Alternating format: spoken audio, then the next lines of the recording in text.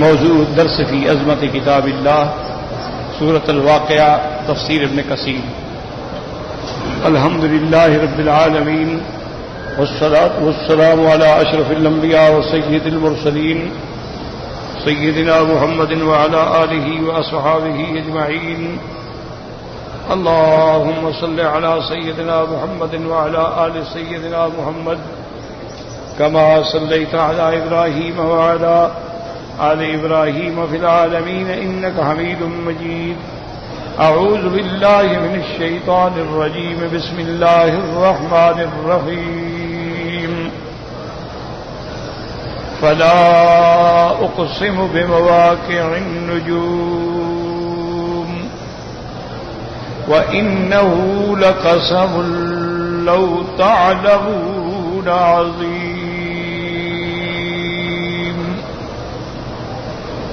إنه لقرآن كريم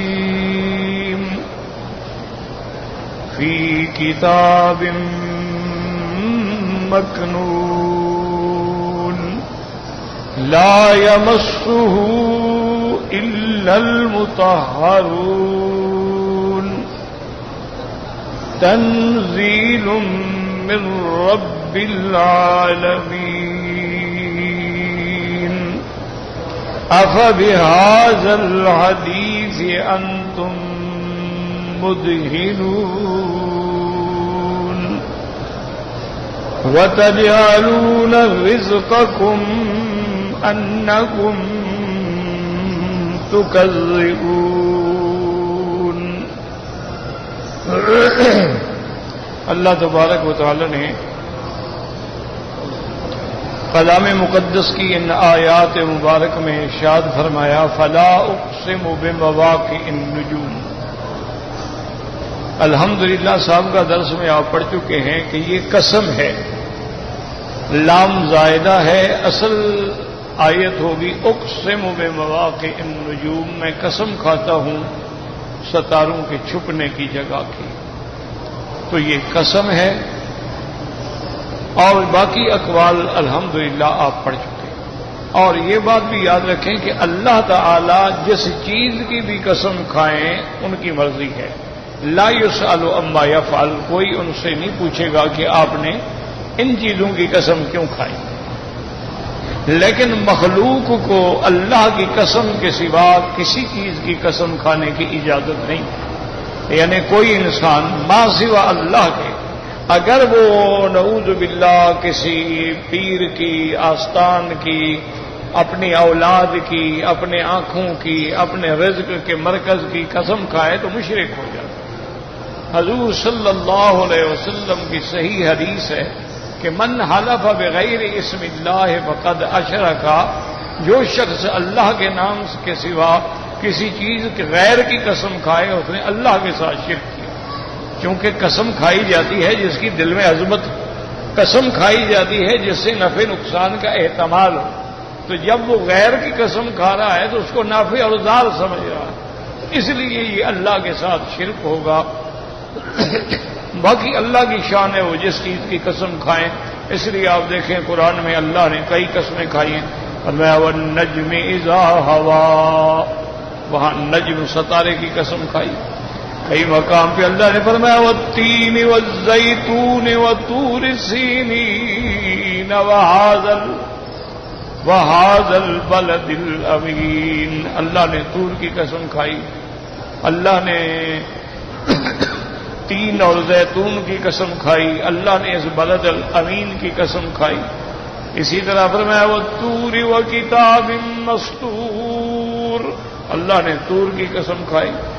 تو اللہ تو جس چیز کی قسم کھائیں وہ خالق ہیں، وہ مالک ہیں، اور ان سے کوئی نہ سوال ہوتا ہے اور ان کی مرضی ہے۔ یہاں اور یاد رکھو جہاں قسم ہوگی وہاں مقسم علیہ بھی ہوگا۔ قسم کھانے کے بعد یعنی جواب قسم کیا ہوگا، یعنی کیوں قسم کھائی، کیا بات کہنی تھی، یوں سمجھے یعنی۔ تو اللہ فرماتے ہیں فلا اقسم بمواقع النجوم، بعد نے کہا مشارق، بعد نے کہا مغارب، لیکن راجح قول یہ ہے کہ ستاروں کے چھپنے کی جگہ قسم. اور آگے پھر اس کے بعد فرماتے ہیں وَإِنَّهُ لَقَسَمٌ لَوْ تَعْلَمُونَ عَظِيمٌ. یہ قسم جو ہے تم جانتے یہ بہت بڑی قسم، یعنی لو تعلمون عظمتہ لعظمتموہ، اگر اس کی عظمت کو تم پہچانتے تو اس کی تعظیم کرتے. یہ بہت بڑی قسم. اور آگے مقسم کیا ہے؟ انہ لقرآن کریم. یہ ہے جواب قسم، یہ ہے مقسم علیہ کہ تحقیق قرآن جو ہے یہ عزت و عظمت والا ہے، قرآن کریم ہے. اب یاد رکھو کہ قرآن یا تو بمعنی مقروء ہوتا ہے یا معنی ما یقرأ بہ ہوتا ہے.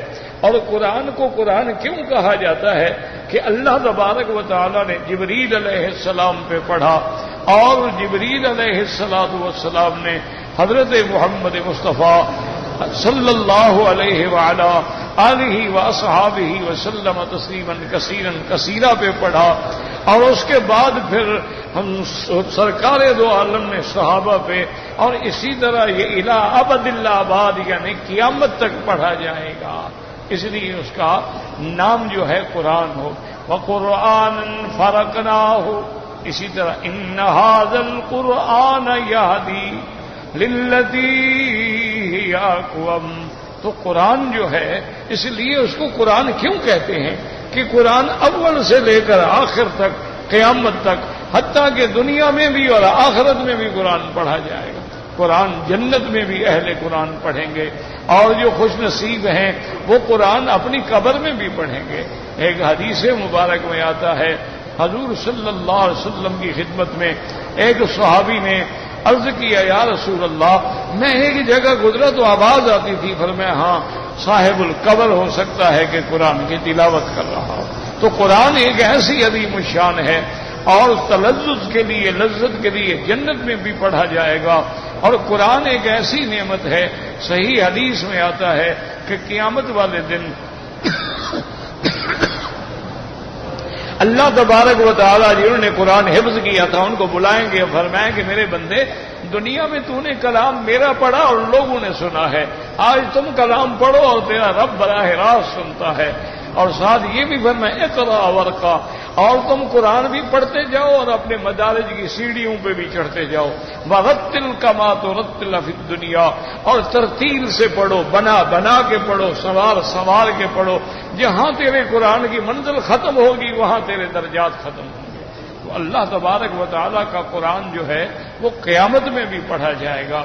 اور اسی طرح یعنی یہ بھی صحیح حدیث پاک میں ہے کہ قیامت والے دن اللہ تبارک و تعالی قاری القرآن جو ہیں، حافظ القرآن جو ہیں، ان کے والدین کو تاج پہنائیں گے جنت کا.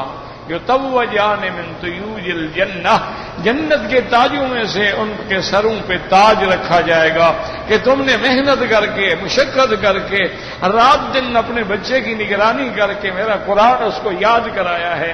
آج تمہارا اعزاز ہے کہ تم بادشاہوں کی طرح سر پہ تاج رکھ کے کھڑے ہو. اور یہ بھی حدیث میں آتا ہے حضور پاک نے فرمایا اگر اس تاج کا ایک موتی اللہ دنیا میں ظاہر فرما دے تو سورج بے نور ہو جائے گا.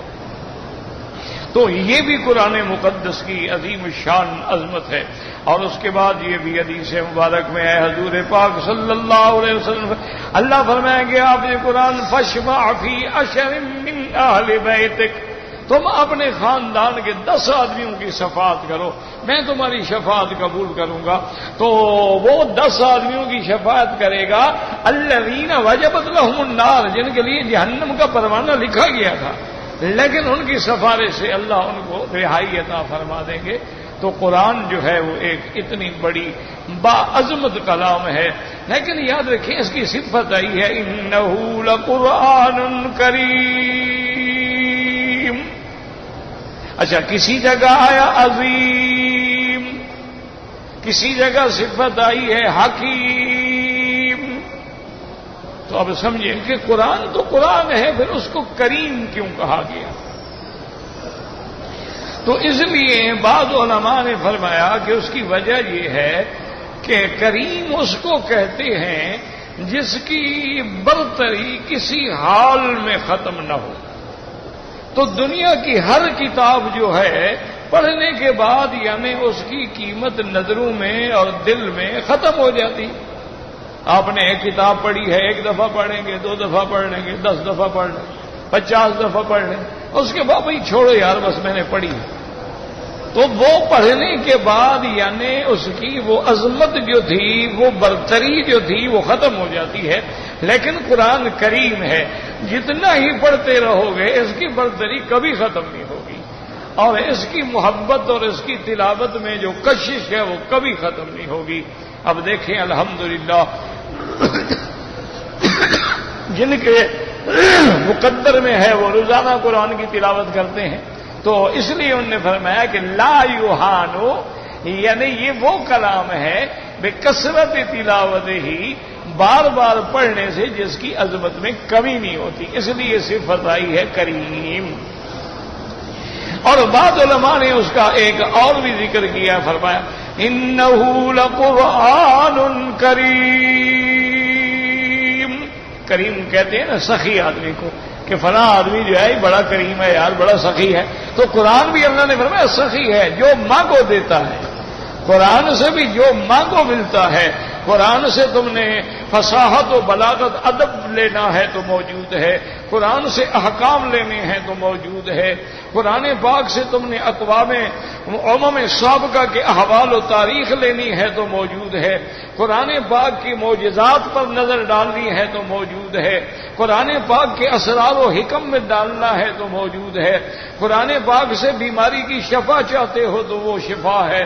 قرآن سے ہدایت چاہتے ہو تو ہدایت ہے. قرآن سے رحمت چاہتے ہو تو رحمت ہے. تو قرآن کریم ہے، اس سے جو آدمی جس انداز میں مانگنا چاہے قرآن اس کو دیتا ہے. اب دیکھیں نا کہ ایک آدمی نحوی ہوتا ہے، نحو کا امام ہے، وہ قرآن کے الفاظ سے وہ نحو کے قواعد سیکھتا ہے. ایک آدمی دنیا کا مانا ہوا ادیب ہے، بہت بڑا فصیح ہے، ادیب ہے، وہ جب قرآن کو پڑھتا ہے تو اس کو پتہ لگتا ہے کہ ادب کس کو کہتے ہیں. اس لیے جب قرآن نازل ہوا تو بڑے بڑے شعراء نے پھر شعر کہنا چھوڑ دیا. انہوں نے کہا اب قرآن کا کون مقابلہ کر سکتا ہے، یہ تو اللہ کا کر. تو اس لیے انہوں نے فرمایا کہ قرآن جو ہے وہ کریم ہے، اس سے جو بھی حاصل کرنا چاہو وہ دیتا ہے.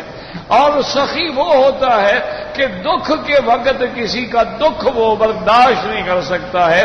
تو قرآن بھی کریم ہے، وہ قیامت میں تیری شفاعت بھی کرے گا، تمہیں جہنم سے بھی چھڑوائے گا. اس لیے اللہ نے فرمایا انہ لقرآن کریم. اور فرمایا عظیم. عظیم کس کو کہتی ہیں؟ یعنی جس سے سینے بھر جائیں، آنکھیں بھر جائیں. بڑے لوگ، یہ جی بڑے لوگ ہیں، دیکھ کے آدمی کا یعنی آنکھیں بھر جاتی ہیں. تو قرآن بھی ایک ایسی عظیم کلام ہے کہ پڑھنے سے رعب سے، دہشت سے آدمیوں کے سینے بھر جاتے ہیں، دماغ بھر جاتے ہیں. اور لوگ حضرت اکرمہ جب قرآن پڑھتے تھے تو بے ہوش ہو جاتے تھے کہ ھذا کلام ربی، میرے رب کا کلام ہے اور میں اپنے اللہ سے ہم کلام ہو رہا ہوں. تو قرآن اس لیے عظیم بھی ہے اور قرآن حکیم بھی ہے کہ اس کے اندر جتنی حکمت ہے، جتنی دانائی کی باتیں ہیں، جتنے حکیمانہ اصول ہیں، جو چیزیں اس سے آپ کو چاہیے اللہ تبارک و تعالیٰ کے قرآن. اسی لیے یاد رکھیں، ساری دنیا کے یہودی اکٹھے کر لو، نصرانی اکٹھے کر لو، ان لوگوں نے اپنے زمانے میں کوئی ترقی نہیں کی. انہوں نے بھی تب ترقی کی جب ان کو علوم قرآنی حاصل ہوئے، جب ان کو قرآن ملا، جب ان کو تفاسیر ملی، جب ان کو قرآن کا علم آیا، جب انہوں نے غرناطہ اور اسپانیہ کو فتح کرنے کے بعد علماء اسلام کی کتابوں پہ ڈاکے ڈالے، جب انہوں نے علوم عربیہ کو حاصل کیا، پھر عربی کتابوں کے تراجم کیے، پھر ان کو عقل آئی ہے. آج بھی دیکھ لیں پوری دنیا میں میڈیکل چل رہا ہے، بڑی جی میڈیکل میں یہ لوگ آگے چلے گئے، لیکن میڈیکل ہے کس کا؟ وہی ابن سینا کی باتیں ہیں، ابن سینا کی کتابوں سے لے کے حاصل کیا ہے. ان کا اپنا تو کچھ بھی نہیں ہے، ان کو تو بالکل تہذیب ہی نہیں تھی، ان کو تو تمدن بھی نہیں تھا، ان کو تو غسل کرنے کے طریقے کا پتہ بھی نہیں تھا، ان کو تو یہ بھی پتہ نہیں تھا کہ جنابت کے بعد غسل ہوتا ہے، ان کو تو یہ بھی پتہ نہیں تھا کہ حیض کے بعد غسل ہوتا ہے. یہ تو جب قرآن آیا ان کو یہ تو پتہ نہیں تھا کہ میزائل کیسے بنتے ہیں، ان کو یہ تو پتہ نہیں تھا کہ ایٹم کیسے بنتا ہے. یہ سارے علوم اللہ نے قرآن سے دیے کہ الم تر کیف فعل ربک باصحاب الفیل، کہ میرے محبوب آپ یاد کریں، آپ دیکھیں کہ کیسے ہم نے اصحاب فیل کو ہلاک کیا ہے. کہ پرندے آئے چھوٹے چھوٹے کنکر لے کے آئے اور ڈالا اور ہاتھی برباد ہو گئے. اس پہ انہوں نے تحقیق کی کہ ذرہ کیا چیز ہوتا ہے اور ذرے سے کیا کیا تباہیاں ہو سکتی ہیں. تو انہوں نے سب کچھ قرآن سے حاصل کیا. لیکن افسوس ہے مسلمانوں پر جنہوں نے قرآن مقدس کو، جیسے کہ علامہ تھے ہندوستان میں، انہوں نے لکھا تھا قرآن کی مظلومیت پہ ایک نظم، تو اس میں کہ قرآن اللہ سے فریاد کرے گا کہ مولا میں طاقوں میں سجایا جاتا ہوں، میں دھو دھو کے پلایا جاتا ہوں، مجھ پر عمل تو کوئی بھی نہیں کرتا. آج دنیا دیکھ لیں کہ جین پہ پہنچی ہے، ڈی این اے ٹیسٹ پہ پہنچی ہے، لیکن یہ سارے تخلیق کے مراحل بتانے والا کون ہے؟ یہ تو قرآن ہے. اس سے پہلے یہ جانتے تھے کہ نطفہ کیا ہوتا ہے اور علقہ کیا ہوتا ہے اور مضغہ کیا ہوتا ہے، ان کو تو پتہ ہی نہیں تھا. یہ تو اللہ کا قرآن آیا، ان نے پڑھا، ان کی آنکھیں کھلی، انہوں نے ریسرچ کی، انہوں نے تحقیق کی.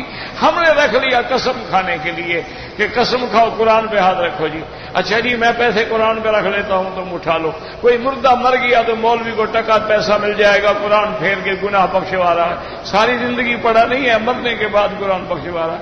تو ہم نے تو قرآن کو ورنہ قرآن عظیم بھی ہے، قرآن حکیم بھی ہے اور قرآن کریم بھی ہے، قرآن شفا بھی ہے، قرآن رحمہ بھی ہے، قرآن ہدایت بھی ہے، قرآن تذکرہ بھی ہے، قرآن ذکر بھی ہے. اللہ نے قرآن میں فرما دیا ہے ہدی و رحمتن. اللہ نے فرمایا وَنُنَزِّلُ مِنَ الْقُرْآنِ مَا هُوَ شِفَاءٌ وَهُدًى وَرَحْمَةٌ. اللہ نے فرمایا ہدی للمتقین. اللہ نے فرمایا یہدی للتی ہی اقوم. اور قرآن ایک ایسی کتاب ہے کہ جتنا پڑھتے جاؤ گے اس کے اندر اور زیادہ سے زیادہ ڈوبتے چلے جاؤ گے اور اس کو زیادہ سے زیادہ سمجھتے چلے جاؤ گے. بار بار پڑھنے سے نہ کبھی دل بھرے گا اور نہ قرآن کے نکات ختم ہوں گے. ساری زندگی اس سمندر میں آپ غوطے لگاتے رہیں، ہمیشہ موتی ملتے رہیں گے. اسے فرمایا انہ لقرآن کریم. آگے فرماتے فی کتاب مکنون. فی کتاب، کتاب سے کیا مراد ہے یاد رکھ. فی کتاب مکنون.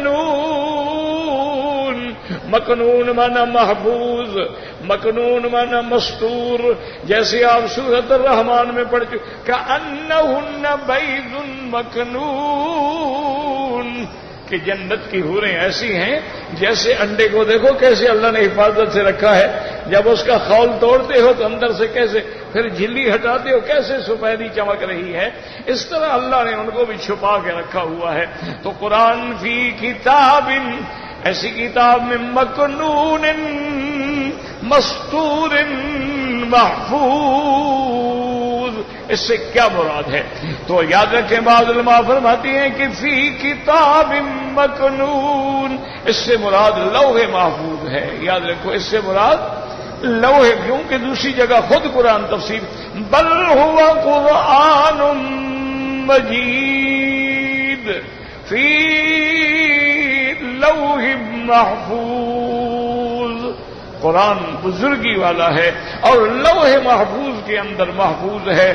اور یاد رکھو کہ یہ بھی سمجھ لیں کہ قرآن پاک حضور کے آنے کے بعد نہیں لکھا گیا. یاد رکھو ابھی جب یہ کائنات پیدا ہی نہیں ہوئی تھی، 2000 سال پہلے سب سے اول اللہ نے قلم پیدا کی.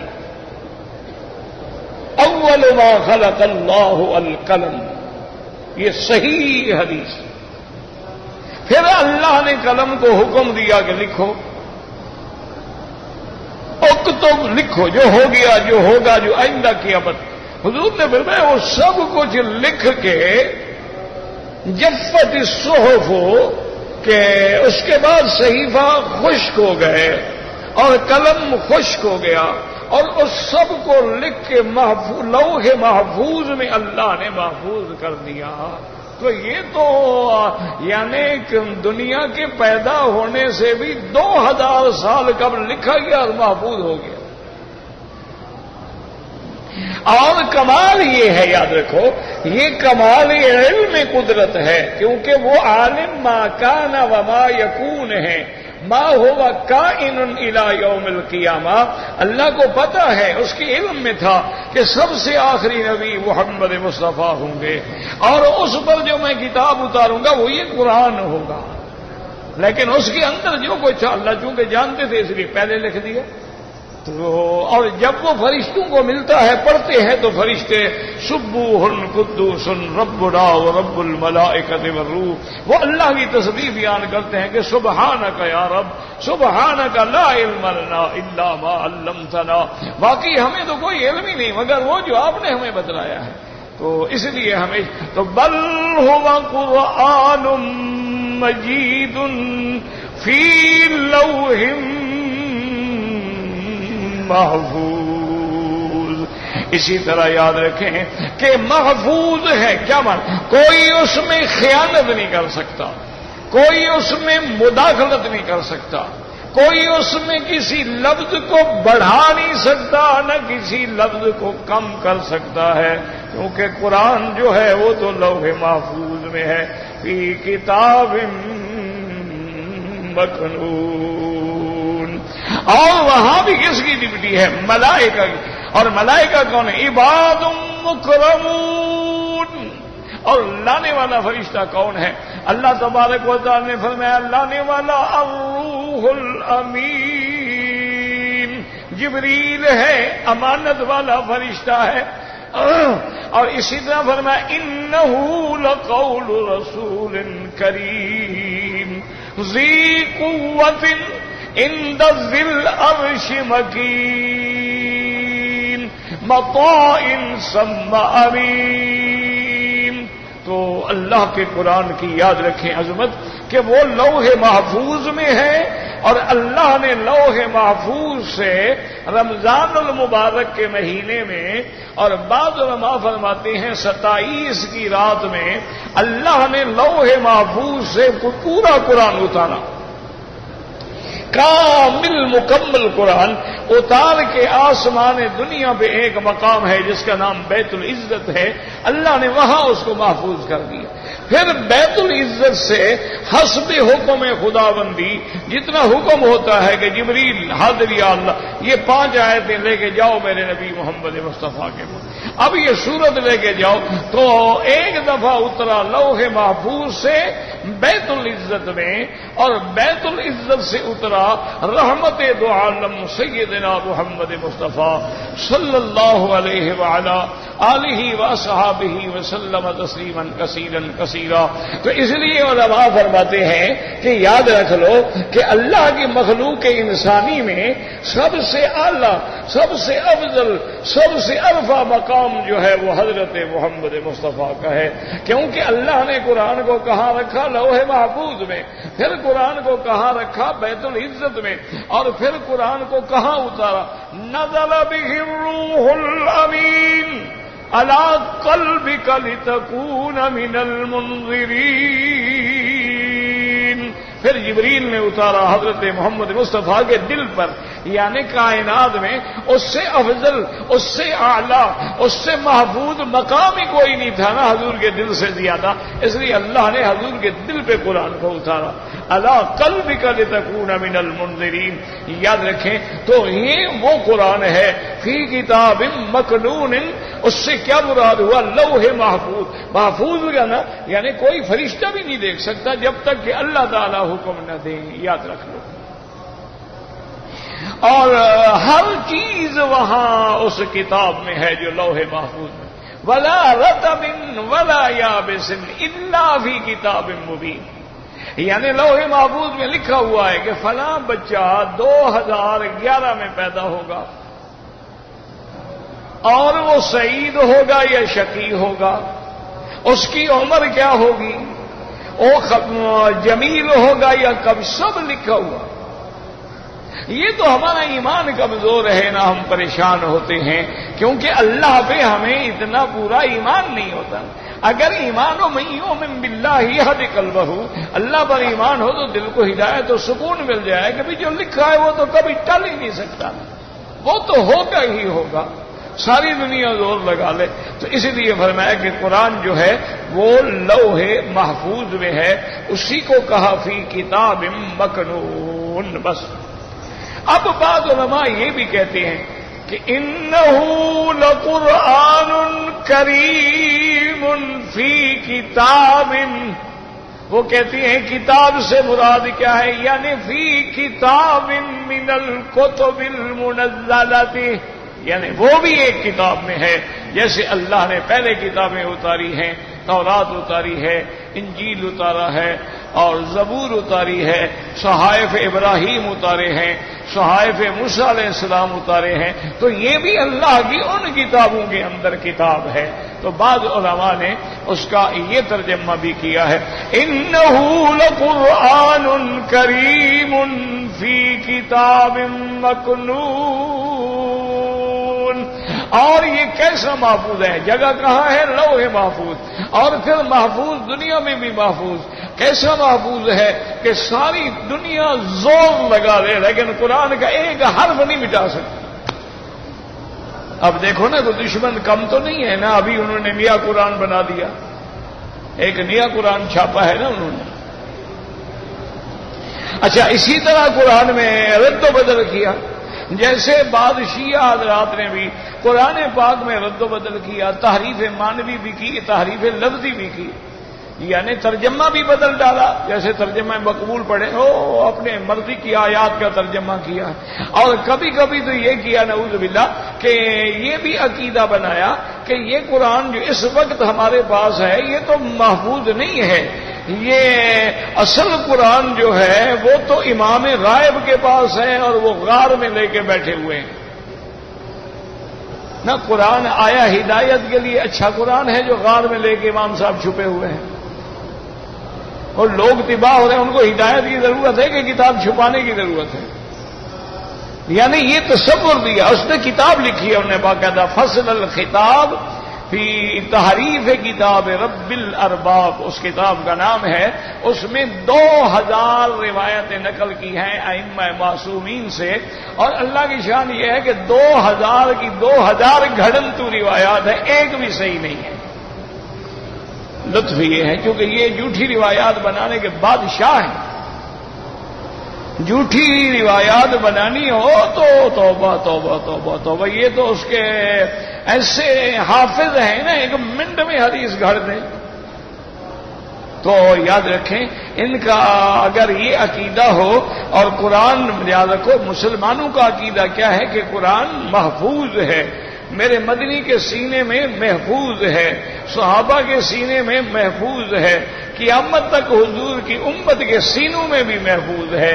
آج اگر دنیا میں قرآن کا ایک نسخہ بھی نہ ہو، ہمارے پاس چلتے پھرتے نسخے موجود ہیں جو الف سے لے کر والناس تک پڑھ سکتے ہیں، قرآن تو ہر حال میں محفوظ ہے، اس کی تو آج تک ایک زبر اور زیر میں تبدیلی نہیں ہو سکی ہے۔ تو اس لیے اللہ نے فرمایا کہ فی کتاب مکنون، اور آگے اللہ نے ایک اور اس کی شان بیان کی، انہ لقرآن کریم فی کتاب مکنون لا یمسہ الا المطہرون۔ یاد رکھو اس کے دو ترجمے، نہیں چھوتے اس کو مگر وہ جو پاک ہیں، یعنی فرشتے، فرشتے تو پاک ہیں نا، معصوم ہیں نا، اللہ کے فرشتے تو گناہوں سے بھی پاک ہیں، ہر قسم کی گندگی سے بھی پاک ہے۔ اس لیے آپ دوسری جگہ بِأَيْدِي صَفَوَةٍ كِرَامٍ بَرَرَةٍ، وہاں بھی اللہ نے ان کی صفت بیان کی ہے۔ تو قرآن کو نہیں چھوتے مگر جو پاک ہیں۔ اس سے ائمہ فقہا نے مسئلہ نکالا کہ قرآن کو بغیر وضو چھونا جو ہے وہ منع ہے، وہ منع ہے کہ اللہ فرماتے ہیں کہ اس کو پاک لوگ چھوتے ہیں، تو جب پاک چھوتے ہیں تو مانا ناپاک نہیں چھوتے ہیں۔ اسی لیے یعنی حکم ہے کہ قرآن پاک کو بغیر وضو کے مس نہ کیا جائے. اور حدیث میں بھی ہے، حضور نے حضرت عمرو بن حازم کو لکھا تھا کہ لا یمس القرآن الا طاہر، قرآن کو کوئی نہ چھوئے مگر جبکہ وہ پاک ہو. اور اسی لیے حضور پاک نے حکم دیا تھا کہ جب تم جنگ پہ جاؤ، جہاد پہ جاؤ، تو دشمن کے ملک میں قرآن نہ لے جایا کرو. کیوں؟ جہاد میں شکست بھی ہو سکتی ہے، شکست بھی ہو سکتی ہے، فتح بھی ہو سکتی ہے.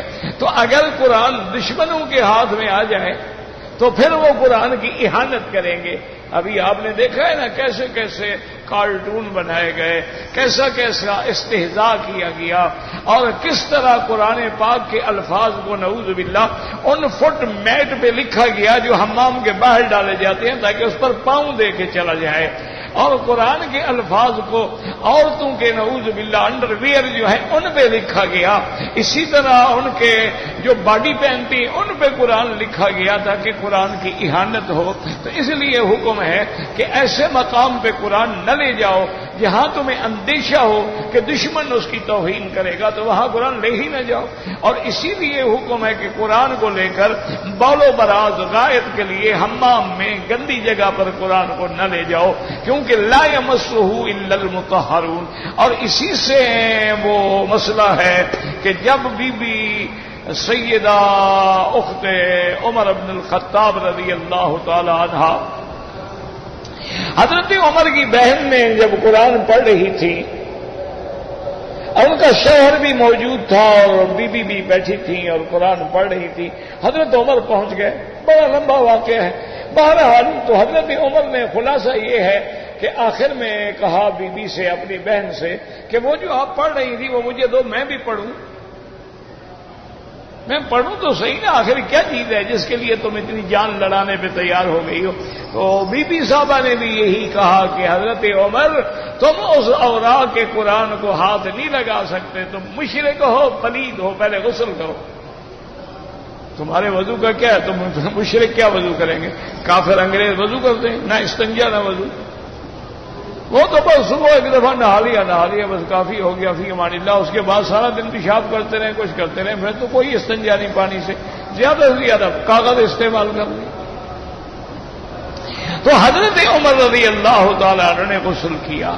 تو اسی سے ائمہ فقہا نے مسئلہ اخذ کیا ہے کہ قرآن کو لا یمسہ الا المطہرون، قرآن کو نہ چھوئے مگر وہ لوگ جو پاک ہیں، یعنی وہ حدث اکبر سے بھی پاک ہوں اور حدث اصغر سے بھی پاک ہوں.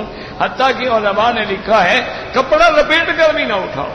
قرآن کا ایک ادب ہے، ایک مقام ہے، ایک عظمت ہے. اور اسی طرح ایک قول تو یہ ہو گیا کہ بھئی بغیر پاکی کے قرآن کو ہاتھ نہ لگائیں. ہاں یاد پڑھ سکتے ہو، کسی کو قرآن یاد ہے، وضو نہیں ہے، پڑھتا رہے، کوئی بات نہیں. تو لیکن یہ ہے کہ اچھا بعض علماء فرماتی ہیں دیکھ کے پڑھتا رہے لیکن ہاتھ نہ لگائے، چھوئے نہیں. اور دوسرا قول جو میں نے عرض کیا تھا نا وہ یہ ہے، بعض علماء اس کا ترجمہ یہ ہاتھ لگانے سے نہیں کرتے. وہ فرماتی انہ لقرآن کریم فی کتاب مکنون لا یمسہ الا المطہرون.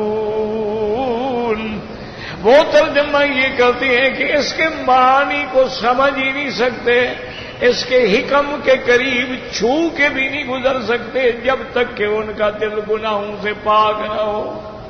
انہوں نے یہ ترجمہ بھی کیا ہے کہ یہ قرآن کی شان ہے کہ اگر آدمی فاسق ہے، فاجر ہے، شرابی ہے، گنہگار ہے، اس پر قرآن کی حکمتیں نہیں کھل سکتی، اس پر قرآن کے اسرار نہیں کھل سکتے ہیں. قرآن انہی کو سمجھ آتا ہے جو ظاہر میں بھی پاک ہیں اور باطن میں بھی پاک ہیں، جو شرک سے بھی پاک ہیں اور کبائر الذنوب سے بھی پاک ہیں اور ہر قسم کی حدث اصغر اور حدث اکبر سے بھی پاک ہیں. ان کے سینوں کو اللہ قرآن کے لیے پھر کھول دیتے. جتنا آدمی گناہوں سے پاک ہوگا اتنا اللہ کے قرآن کو زیادہ سمجھنے والا ہو. علماء نے ایک قرآن کی ایک ایک آیت سے سینکڑوں مسائل استنباط کیے۔ حضرت امام شافعی رحمۃ اللہ علیہ فرماتے تھے کہ قرآن کی جو چھوٹی سورت ہے نا والعصر ان الانسان لفی خسر، وہ فرماتے اللہ سارا قرآن بھی نہ اتارتے، صرف یہی سورت اتار دیتے تو ہدایت کے لیے کافی تھی۔ کیوں؟ وہ سمجھنے والا تھا قرآن مقدس کے مقامات کا، وہ سمجھنے والا تھا قرآن پاک کے اسرار کا، وہ سمجھنے والا تھا قرآن پاک کی حکمت کا کہ قرآن کی حکمت اور قرآن کا انداز کیا ہے، قرآن کے اسرار کیا ہیں، ان کے حکم کیا ہیں، ان کے معنی کیا ہے۔ تو اس لیے اللہ تبارک و تعالی نے حکم دیا کہ لا یمسہ الا المطہرون۔ انہوں نے کہا کہ قرآن کو وہ سمجھ نہیں پاتے جو پاک نہ ہوں، یعنی جیسے کوئی چیز کسی کے چھو کے نہ گزرے، وہ کہتے ہیں چھوڑو یار تم تو علم کے قریب ہی نہیں گزرے ہو نا، تم کیا دعویٰ کرتے ہو کہ میں عالم ہوں، تم تو علم کے پاس سے بھی نہیں گزرے۔ اسی لیے آپ دیکھیں کہ دنیا میں بڑے بڑے سکالر ہیں، بڑے بڑے ڈاکٹر ہیں، بڑے بڑے لوگ ہیں جنہوں نے پی ایچ ڈی کی ہے اور وہ دعویٰ کرتے ہیں اور انہوں نے قرآن کی تفسیریں بھی لکھی ہیں اور کتابیں بھی لکھی ہیں، لیکن یقین کریں کہ انہوں نے قرآن کی خدمت کرنے کے بجائے اتنا بڑا ظلم کیا ہے، اتنا بڑے جرائم کیے ہیں کہ لوگ قرآن سے بدزن ہو گئے۔ وجہ کیا تھی کہ وہ اندر وہ پاکی ہو، وہ مقام ہو، وہ چیز ہو تو قرآن سمجھ آئے۔ اب بڑے بڑے لوگ ہیں، کوئی رجم کا انکار کر بیٹھا، بڑے بڑے لوگ ہیں کوئی نماز کا انکار کر بیٹھا، بڑے بڑے لوگ ہیں کوئی رفع عیسیٰ علیہ السلام کا انکار کر بیٹھا،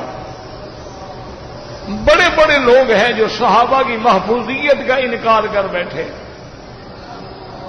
تو اس کا تعلق جو ہے ہمیشہ یاد رکھو کہ جتنا تقوی زیادہ ہوگا، جتنا پرہیزگاری زیادہ ہوگی، جتنا عقل حلال ہوگا، جتنا صدق مقال ہوگا، پھر ان پاک زبانوں پہ جب پاک کلام آتا ہے، پاک دل میں اترتا ہے، اللہ کی رحمتیں آتی ہیں، پھر اللہ سینہ کھول دیتے ہیں۔ میں نے خود دیکھا اپنے والد صاحب رحمت اللہ علیہ کو، 90 سال سے عمر اوپر ہو گئی تھی، نظر کمزور ہو گئی،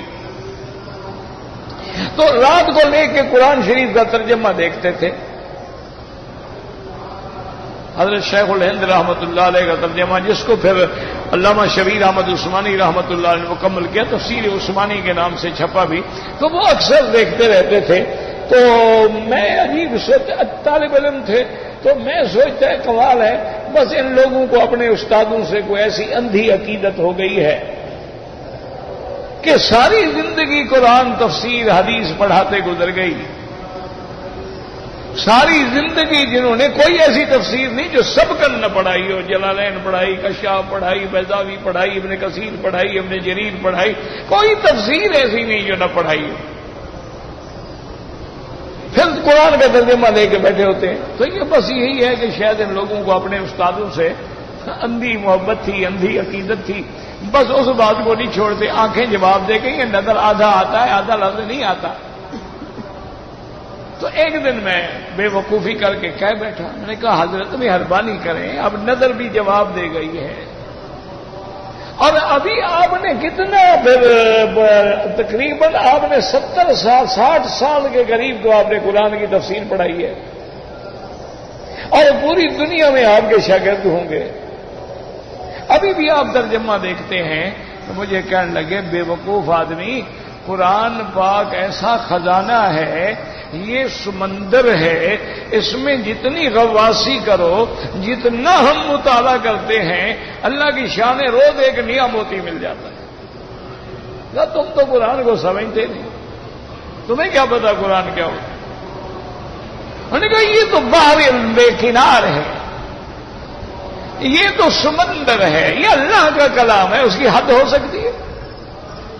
اللہ کی کلام کی کوئی انتہا ہو سکتی ہے؟ اللہ کی کلام کا کوئی مقابلہ ہو سکتا ہے؟ انہوں نے فرمایا بیٹا تم، اور میں نے کہا چلو حضرت یہ بات تو میں مانتا ہوں واقعی قرآن، لیکن یہ کہاں لکھا ہے کہ اپنے استاد کا ترجمہ پڑھو؟ اتنی بڑی بڑی تفسیریں پڑھانے کے بعد صرف ترجمہ دیکھتے رہتے ہو؟ اس نے کہا بے وقوف آدمی، جو مسئلہ مجھے تفسیروں میں نہیں ملتا نا، میرے استاد کے ترجمے میں وہ ہوتا ہے، لیکن تمہیں علم ہو تو سمجھو، تمہیں کیا پتا کہ ترجمے کا تمہیں نہیں پتا، وہ ہی اور بھی میں مسئلہ سمجھا جاتے ہیں کہ مفعول بھی ہے، لہو ہے، مطلق ہے، معو ہے، اسی میں سارا راز ہوتا ہے۔ تم لوگوں کیا پتا ترجمہ قرآن کیا ہوتا ہے؟ تمہیں تو سمجھ ہی نہیں ہے۔ تو قرآن ایک ایسی چیز ہے، اس لیے فرمایا کہ لا یمسہ الا المطہرون۔ آگے فرماتے ہیں تنزیل من رب العالمین۔ کافروں پہ رد ہے ظاہرو، تم جو کہتے ہو یہ جادو ہے، یہ سحر ہے، یہ کہانت ہے، نانا خبردار یہ قرآن ہے۔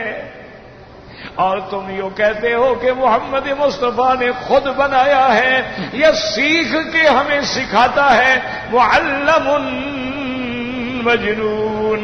کبھی کہتے ہو اساطیر الاولین، یہ پہلے دور کی قصہ کہانی ہے۔ فرمایا نانا جاہل انہ لتنزیل، یہ اللہ کی طرف سے اتارا گیا، انہ لتنزیل من رب العالمین، یہ اتارا ہے اس نے جو دونوں جہاں کا رب ہے۔ یاد رکھو یہاں صفت ربوبیت کا ذکر کیوں آیا؟ تاکہ لوگ سمجھ لیں کہ اے میرے بندوں غور کرو، یہ قرآن اتارنا بھی تو میری رحمت ہے، کیونکہ میں تیرا رب ہوں، میں نے تجھے پیدا کیا ہے، میں نے تمہیں پالا ہے، میں نے تیری تربیت کی ہے، میں نے تمہیں جوان کیا ہے، میں نے تمہیں عقل دیا ہے، میں نے تمہیں فہم دی ہے، تو یہ بھی میری صفت ربوبیت ہے کہ تیری نجات کے لیے میں نے قرآن اتارا ہے، تاکہ تو جہنم کی آگ سے بچ جا، تو غلط راستے پہ چلنے سے بچ جا۔ اس لیے فرمایا تنزیل من رب العالمین، اور کہیں فرماتے ہیں تنزیل من حکیم حمید، اور کہیں فرماتے ہیں انا نحن نزلنا الذکر وانا له لحافظون۔ اس لیے اللہ پاک نے واضح کر دیا کہ ظالموں، کافروں، مشرکوں، میرے نبی پہ اعتراض کرنے والوں، قرآن کو جادو کہنے والوں، قرآن کو شعر کہنے والوں، قرآن کو کہانا کہنے والوں، میرے مدنی کو سکھلایا ہوا کہنے والوں، میرے مدنی کو جھوٹا کہنے والوں، میرے مدنی کو کتاب خود بنانے والا کہنے والوں، یاد رکھو یہ قرآن ہے اور قرآن رب العالمین نے اتارا ہے، تنزیل من رب العالمین۔ اگر تمہارے پاس ہمت ہے، تم نہیں مانتے ہو تو آؤ قرآن کا مقابلہ کرو، تم بھی ایک صورت بنا کے لے آؤ مقابلے پر۔ قرآن نے تحدی کی ہے اور قرآن کا چیلنج آج بھی قائم ہے کہ اگر کسی کو طاقت ہے تو قرآن کے مقابلے پہ ایک آیت بنا کے لے آئے۔ ہاں یہ تو کیا انہوں نے جو قرآن ابنیہ چھاپا ہے نا، اس سے یہ کیا ہے کہ آیات تھی نا جتنی جہاد کے حق میں وہ نکال دی۔ وہ کہتے ہیں جب یہ مسلمان پڑھتے ہیں نا آیت جہاد تو بس یہ گرم ہو جاتے ہیں، جب ان کو سبق ملتا ہے بھی زندہ رہو تو غازی ہو اور مر جاؤ تو جنت ہو، جنت ہے، اور پھر یہ کیوں نہ مارے؟ اگر ان میں آج کل تو کمپیوٹر کا زمانہ ہے نا،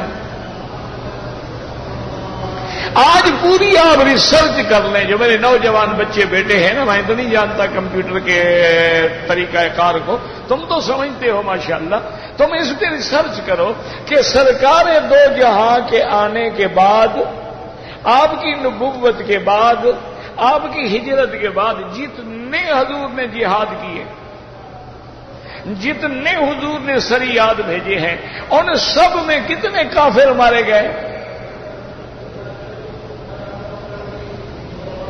یہ کہتے ہیں نا جی بس آپ تو یہی سکھاتے ہیں بس مارو جی مارو جی مارو جی، اور نہیں تم پہلے تحقیق تو کرو نا۔ کہ حضور کی یعنی 13 سالہ زندگی میں جہاد ہوتا ہے، غزوہ بدر ہے، غزوہ احد ہے، اسی طرح دیکھیں فتح مکہ ہے، فتح حنین ہے، غزوہ تبوک ہے، غزوہ خیبر ہے، غزوہ بنی المصطلق ہے، اور سرایا ہیں۔ کل ٹوٹل نکالو کتنی کافروں کو مارا ہے حضور نے؟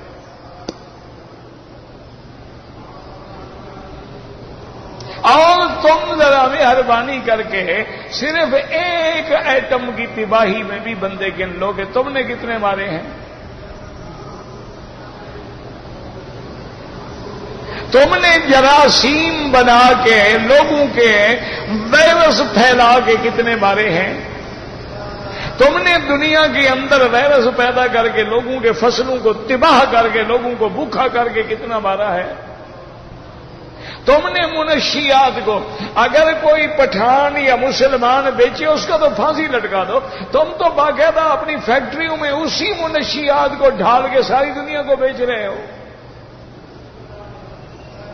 تم یہ کوکین جو بناتے ہو، مارفین جو بناتے ہو، کیا ہے؟ مانا یہ ہے کہ ہمارے ہاتھ میں ہو، ہم مارے تو مارے، تم نہ مارو۔ تو ذرا تقابل تو کریں نا مہربانی کر کے۔ پرانے دور کی بات ہے، ملک فیصل مرحوم کے بارے میں آتے ہیں، میں نے پڑھا کہیں نہیں یاد رکھنا، سنا ہے واقعہ کہ وہ ایک دفعہ یورپ میں تشریف لے گئے تو کسی نے اعتراض کیا کہ جی قرآن میں تو بڑی سخت سزا ہے، ہاتھ کاٹ دو، زانی کو پتھر مار مار کے مار دو، یہ تو بڑی وحشیانہ سزائیں ہیں اور یہ تو جنگل کا قانون ہے۔ تو ملک مرحوم نے فرمایا ایسا کرو کہ تم مجھے اپنی ایک سٹیٹ کے 1 سال کے جرائم کی لسٹ دے دو کہ تمہاری اس سٹیٹ میں 1 سال میں کتنے قتل ہوئے، کتنے ڈاکے ہوئے، کتنا چوریاں ہوئی، اور مجھ سے میرے پورے ملک کی فہرست لے لو کہ میرے پاس کتنے جرائم ہوئے۔ ایک آدمی کا ہاتھ کٹ جانا بہتر ہے یا 50 گھروں میں ڈکیٹی مار کے بے عزت کرنا بہتر ہے؟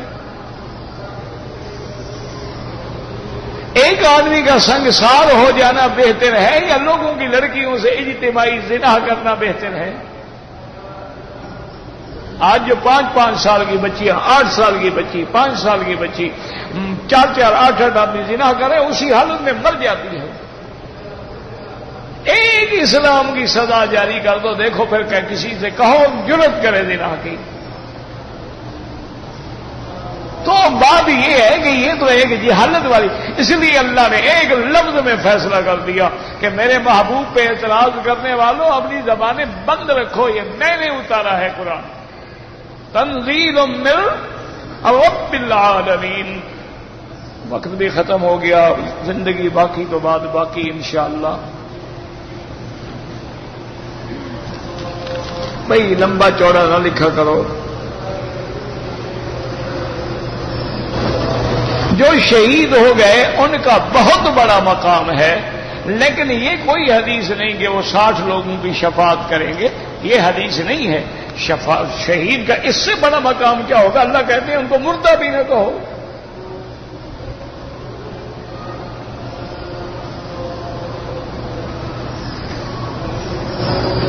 میں 12 سال کی عمر میں سکول میں پڑھتا تھا، میں نے کسی کی چوری کی تھی، تو اب ایسا کرو ان کے خاندان کو کسی طرح اتنی چیز، اتنے پیسے، مثلا تم نے 100 روپے کی چوری کی، 100 روپیہ کسی طرح ان کو دے دو، ہدیہ کر کے دے دو، ایسے دے دو، مدد کے طور پہ دے دو، تاکہ تمہارے ذمہ جو ہے بری ہو جائے۔ اگر ان کا کوئی وارث پتہ نہیں، ان جن کا نقصان کیا بس صدقہ کر دو، خیرات کا۔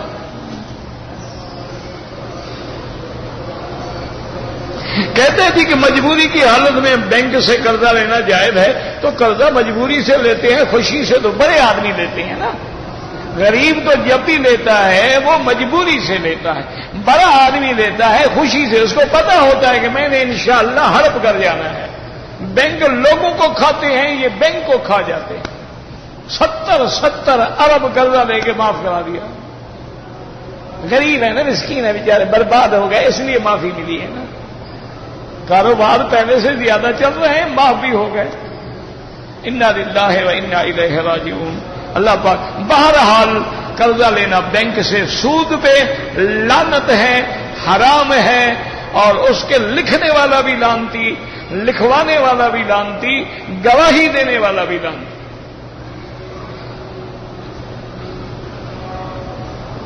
کہتے ہیں کہ 12ویں تاریخ کو میں نے دن کے 9 بجے کنکریاں ماری تھی۔ حنفی مسلک میں بھائی ایک بکری دم پڑ گئی، کیونکہ 12 کو وقت زوال کے بعد شروع ہوتا ہے، یعنی 12 بجے کے بعد۔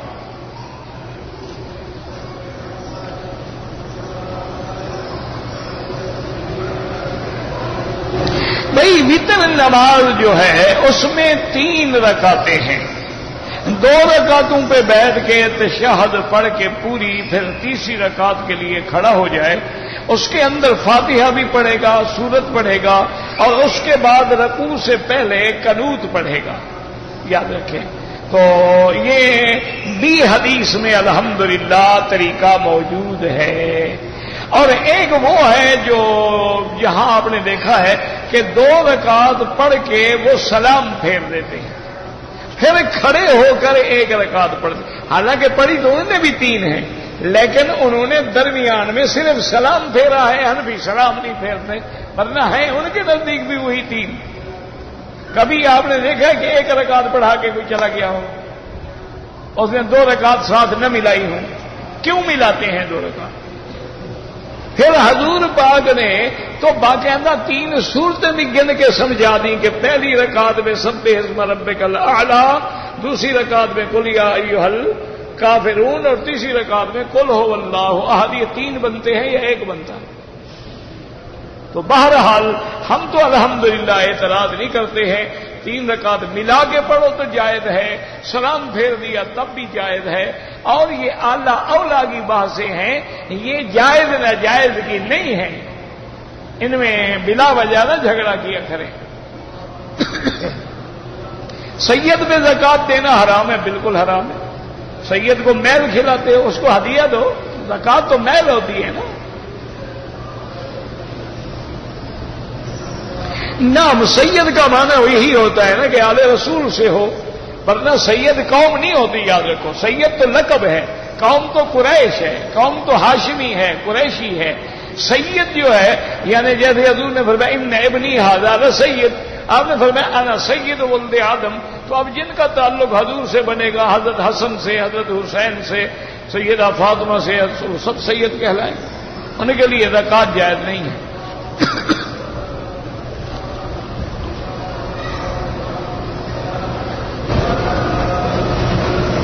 اگر آپ نے قسم کھائی ہے اور آپ نے صحیح کھائی، پھر کس بات کا کفارہ؟ صحیح کھائی ہے ٹھیک ہے، بس کفارہ تو تب ہوتا ہے کہ جب قسم کھا کے توڑا جائے۔ جھوٹی قسم کا بھی کفارہ نہیں ہوتا، وہ گناہ ہوتا ہے، توبہ کرو۔ کفارہ صرف اس قسم کا ہے کہ جیسے کوئی آدمی غلطی کر کے اچھے کام نہ کرنے کی قسم کہ یار مجھے اللہ کی قسم ہے بھائی کے گھر میں نہیں جاؤں گا، تو یہ غلط بات ہے، بھائی کے گھر میں جانے کا اللہ نے ہمیں حکم دیا، رشتہ داروں سے صلہ رحمی کرو، تو اب وہ قسم توڑ دے، بھائی کے گھر میں جائے اور 10 مسکینوں کو کھانا کھلائے۔ یہ تھوڑا تھا کہ جھوٹی قسم کھا کے کفارہ دے دو، یہ کہاں لکھا ہوا ہے؟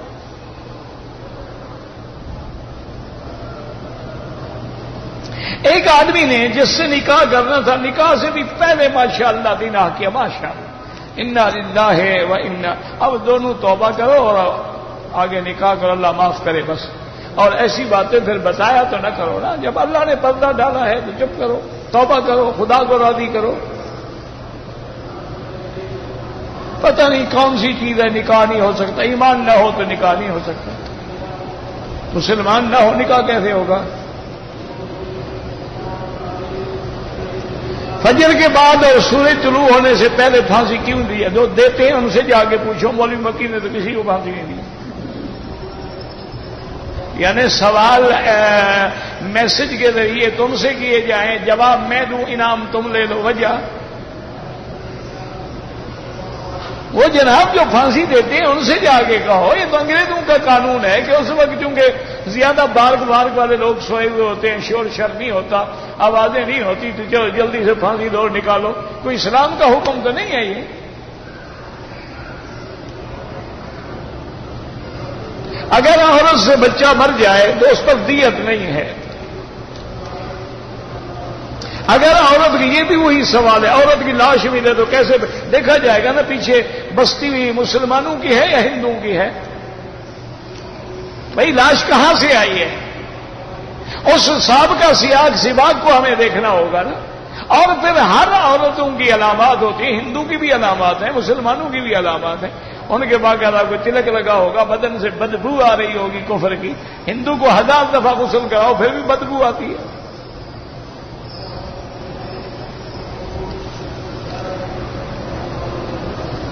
نماز جنازہ میں بعض لوگ اکیلے کھڑے ہو جاتے ہیں، نہیں کھڑا ہونا چاہیے، صف میں ملنا چاہیے.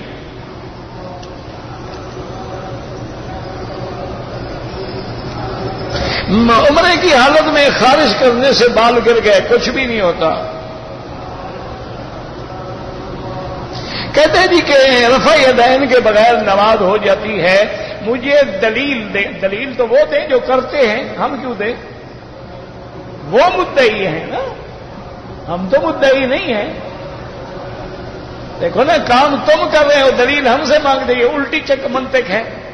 تم ایک حدیث دکھاؤ صحیح ہو قولی ہو کہ حضور نے حکم دیا ہے، ٹھیک ہے ہماری آنکھوں پر. یہ دلیل تمہارے ذمے، ہمارے ذمے کیوں ہے؟ تم ایک حدیث دکھا دو. ہاں ایک ہوتا ہے فعل النبی کہ ثبت، آپ سے ثابت ہوا، آپ نے فرمایا، اس کا تو ہمیں بھی انکار نہیں. لیکن یہ آپ دکھائیں کہ حکم دیا ہو اور بالکل اسی حکم پہ تمام صحابہ نے عمل کیا. جب حضور کا حکم ہو تو اختلاف ہو ہی نہیں سکتا نا. پھر یہ تو نہیں ہو سکتا نا کہ حضرت عبداللہ بن مسعود رفع یدین نہ کریں، حضرت عبداللہ بن عمر رفع یدین نہ کریں، صحابہ رفع یدین نہ کریں، حضرت علی رفع یدین نہ کریں.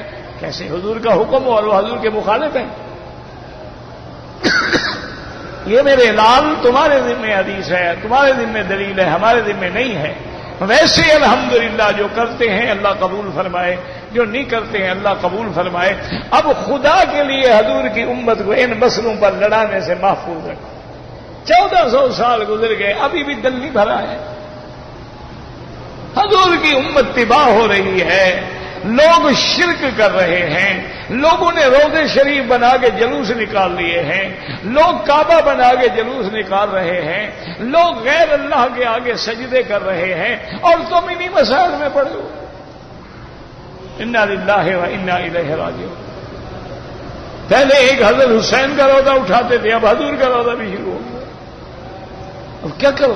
اب کوئی کہے کہ دیکھا وہابی ہے، دیکھو نا حضور کے نام سے جلتے ہیں نا جی.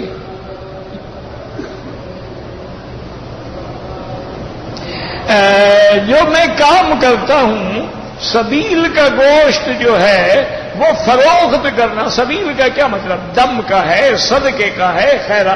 اگر کسی نے صدقہ کیا تمہیں دے دیا، اب تمہاری مرضی، کھاؤ، کسی کو دے دو، جا کے بھیج دو.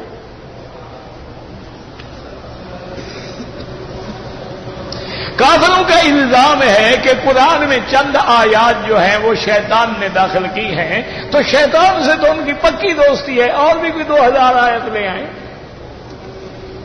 صرف چند کی بات کیوں کرتے ہیں؟ اور وہ چند آیات کی نشاندہی کریں گے جی یہ ہے جو داخل کی گئی.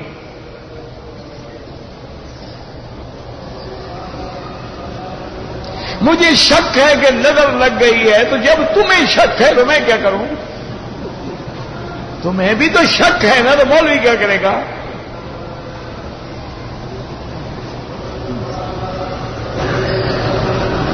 اسلام میں یہودیوں کو قتل کرنے کا حکم ہے، بالکل حکم ہے، اس میں کوئی شک نہیں. لیکن یہ منع تھوڑا ہے کہ تم خود اٹھ کے مارنا شروع کر دو. ایک نظام ہے، امیر ہوگا، حکم دے گا، جہاد ہوگا، اس کے مطابق عمل ہوگا. ہاں ایک وقت آئے گا جب عیسیٰ علیہ السلام آئیں گے تو پھر حکم عام ہوگا. حتیٰ کہ پتھر بھی کہیں گے تعال ورائی یہودی، نہ ہو میرے پیچھے یہودی چھپا ہے، اس کو مارو.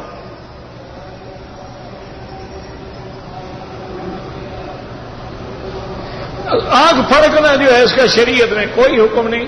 اگر تمہیں وہم ہے تو حضور کی دعا پڑھ لیا کرو، اللہم لا طیر الا طیرک، لا خیر الا خیرک، ولا الہ غیرک. کہ پڑھ لو 3 دفعہ کچھ بھی نہیں ہوتا. ویسے آنکھ پھڑ کے نہ پھڑ کے کچھ بھی نہیں ہوتا. جن کی آنکھیں نہیں ہیں پھر وہ کیا کریں گے غریب؟